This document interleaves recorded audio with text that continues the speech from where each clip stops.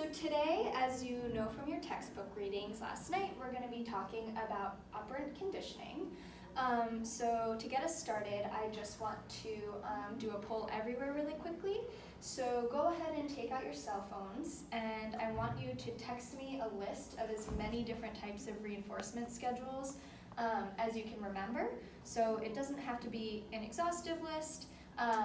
Just give me at least 2 names, and it doesn't have to be descriptions of those reinforcement schedules. We're actually going to go into that in a little more detail later. So just take another minute to do that. Okay. So in order to talk about operant conditioning, I think we first need to revisit classical conditioning, which we had talked about last week, in order to know the differences. So like classical conditioning, operant conditioning is another form of learning. So if you'll remember from the classical conditioning, it primarily focuses on these respondent behaviors, which are these naturally occurring innate behaviors. So like when you go to the doctor and they hit your knee to test your reflexes, you do it without even thinking about it. Those are respondent behaviors. The associations that are happening in classical conditioning are you're pairing the environmental stimulus with a naturally occurring one. So that environmental stimulus will eventually come to produce the same exact response as the naturally occurring one. So the examples that we talked about in that section were the dog learning to salivate to the sound of a bell rather than just to the food. So pairing the bell and the food to get that same salivation response is a really good example. Operant conditioning, which we're going to talk about today, is about these operant behaviors. So these are the learned behaviors, not the innate ones, and the associations that are happening here are between the behavior and the consequence, so that's how people or animals are learning in this operant conditioning model. So I'm not going to go into detail about the history of operant conditioning. You guys should have read about B.F. Skinner and his Skinner box. The main idea, though, is that Skinner was a behaviorist, and so he believes that humans could be understood if you're just looking at their actions and studying their actions. He doesn't think that you really have to understand what they're thinking, mostly just about how they're responding to things in their environment. So in order to come up with these ideas on operant conditioning, he's using the law of effect. The law of effect generally just states that any action that produces a desirable outcome is going to lead to increases in that action or increase the likelihood that that action is going to happen again.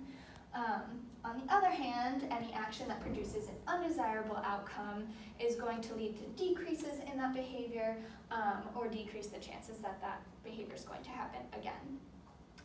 So when we're talking about this in terms of operant conditioning, Skinner referred to these desirable outcomes as reinforcement, to reinforce that action, and the undesirable outcomes as punishment, to reduce that behavior.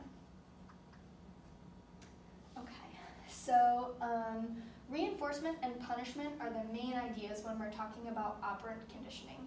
So reinforcement is any behavior that's going to lead to an increase in the desired behaviors, and punishment is anything that's going to lead to a decrease in those behaviors. So if you want to increase the odds of a child behaving the same way, you're going to use reinforcement. If you want to decrease the odds, you're going to use punishment.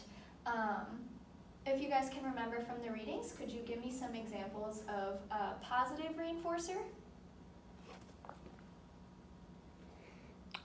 One example would be something like getting an allowance as a kid, like when you're completing housework, so you keep doing your chores. Yes, exactly. So that's a great example. You're giving positive reinforcement to the kid. You're giving them money so that they keep producing that desired behavior and cleaning for you. What about a negative reinforcer? Something like when your neighbors are blasting super loud music, so you bang on the wall and they stop, which would make them getting rid of the loud music, but you'd have to bang on the wall every time you hear it. Right, so the action that's being repeated in this case is not necessarily for your neighbor, but it's reinforcing your behavior of banging on the wall because it worked the first time you did it and the music went away. So you're taking away something that's bothering you reinforce the behavior. When we're talking about punishment, can you give me an example of a positive punishment? Like if you spank a toddler for doing something bad so that they don't do it anymore. Exactly. So that's introducing something that's going to make them stop the behavior, and then negative punishment. If you tell a kid they can't watch TV anymore, or that they have to go to bed for doing something bad without dinner. Great. So another great example, so you're taking away something that they really like in order to reduce the likelihood that those bad behaviors are going to happen again. So the main things to remember here, I see kids get confused with this every single year between positive and negative. Positive does not mean good always, and negative does not always mean bad. Positive is more about the addition of something or the introduction of something new, whereas negative is more about taking something away. And in either case, those can be good or bad. So just make sure you remember that. So now I want us to do some matching. Can anyone tell me which one continuous reinforcement goes to? Number 4. Correct. So continuous reinforcement is when it's delivered every time a response occurs. So learning is supposed to be more quick in this situation, but extinction is also quick.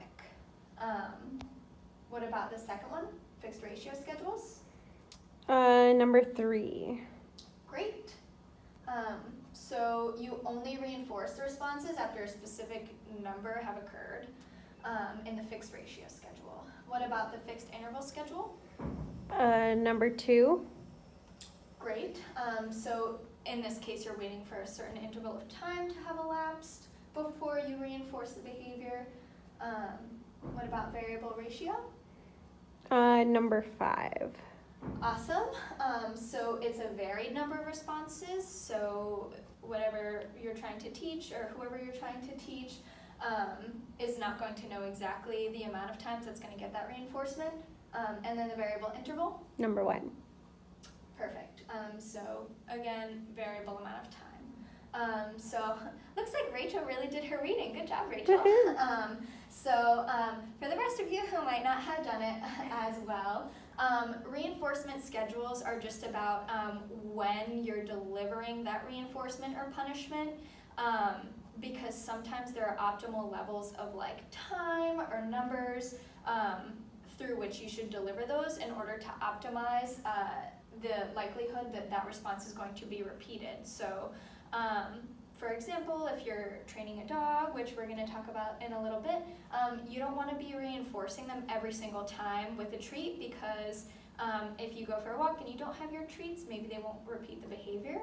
So it's about spreading that out so that they know that they should be responding without that too, and that's how learning occurs optimally, and it's going to be different every time.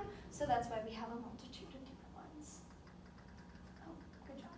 Oh, okay. So this is a video of me training my dog, Ollie, and I just want you guys to write down any of the concepts we just talked about that you'll see here. So for example, negative reinforcement or positive punishment. You can't hear me here, but you can imagine what I'm telling her to do. Sorry to keep looking at the camera, I was making sure she is still visible on the screen.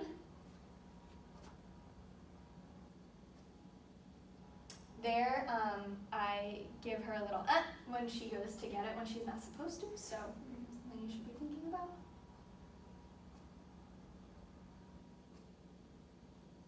Okay, awesome. Next, I just try to get her to roll over and she doesn't do it, so we don't have to show you that part.